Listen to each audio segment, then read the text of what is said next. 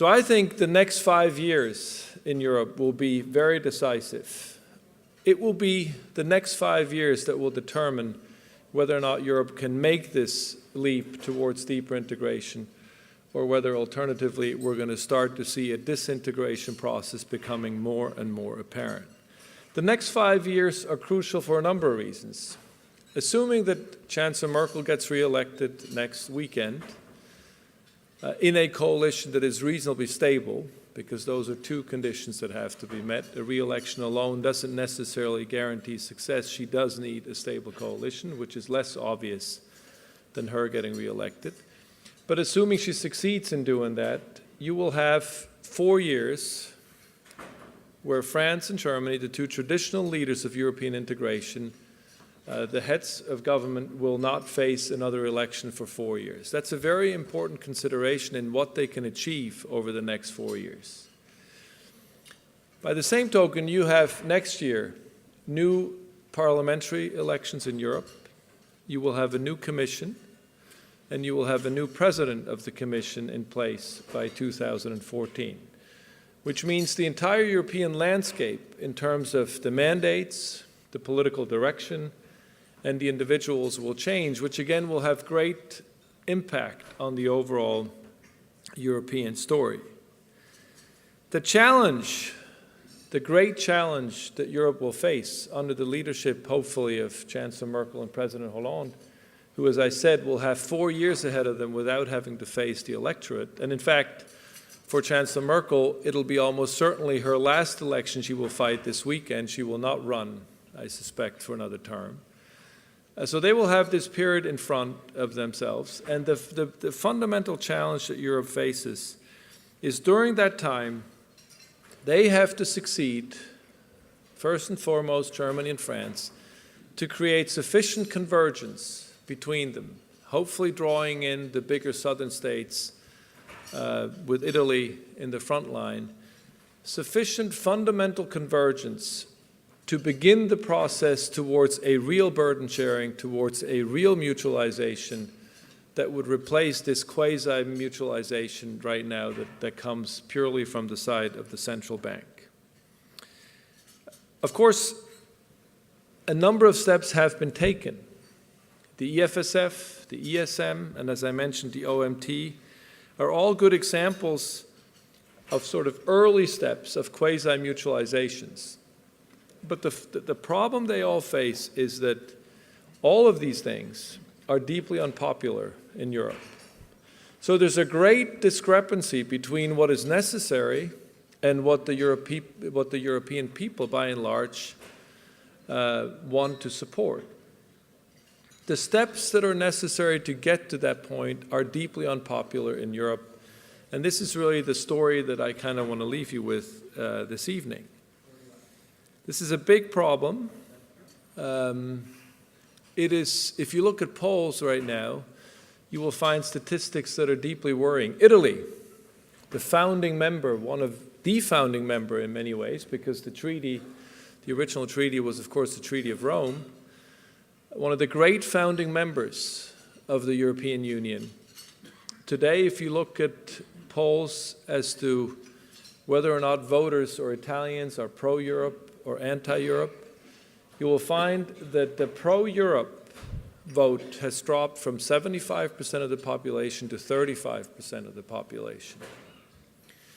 If you look at the discussion in Germany, on the one hand, Germany is deeply pro-European for obvious reasons. On the other hand, it is deeply unpopular in Germany for the Germans to pay for that burden sharing and that mutualization that I referred to.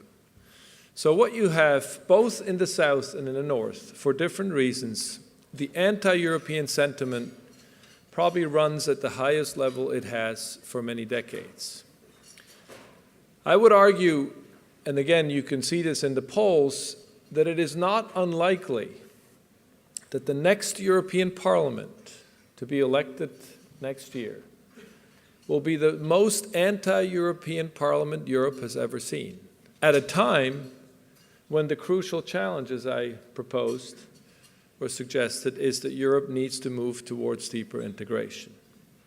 So So there is this enormous democratic discrepancy, if you like, between what is required to move Europe from where it is today to a stable equilibrium and what the European people and the European democracies are willing to support. Take all of this and combine it with an environment of austerity, of brutal structural reforms, of reforms that ultimately are in the process of changing the social contract in Europe in a most fundamental way. And you can imagine that you have a situation that is not fun to preside over if you're a leader in Europe today, let alone if you're Angela Merkel.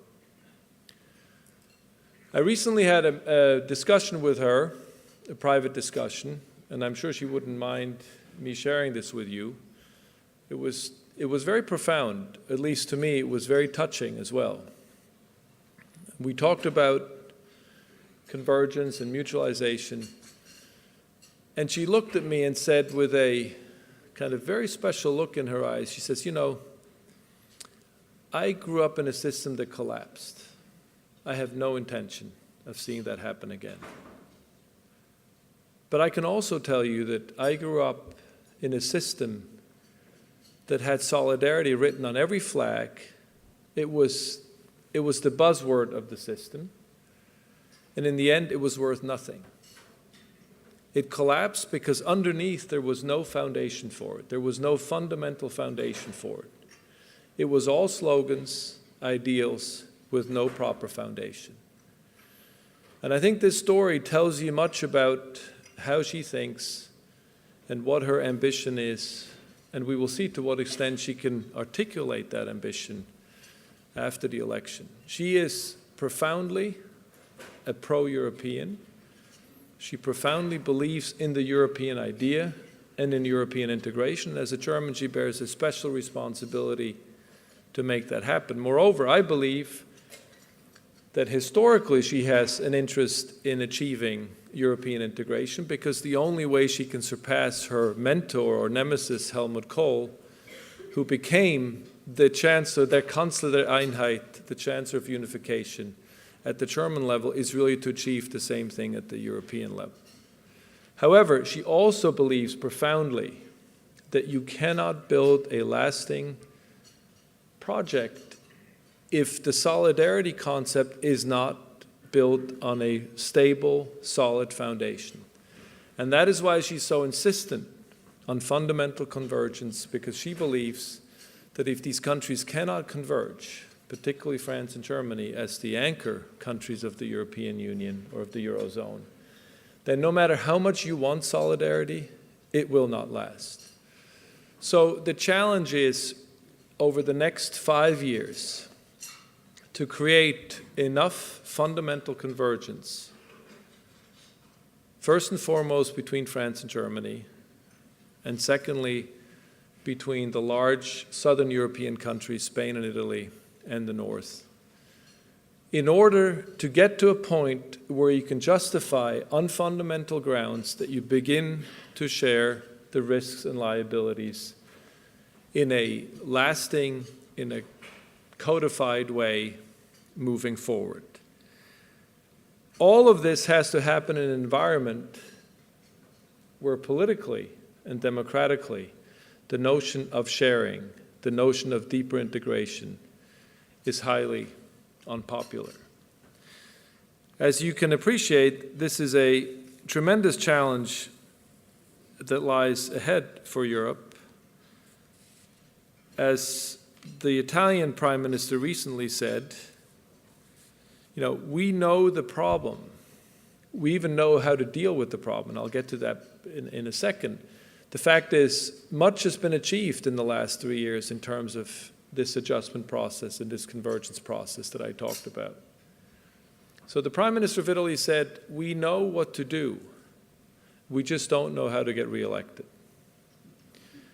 And that really is, the main thought I want to leave you with today, this sort of dilemma on having to do what needs to be done in order to get to an equilibrium and recognizing that it's deeply unpopular virtually in all countries for various different reasons.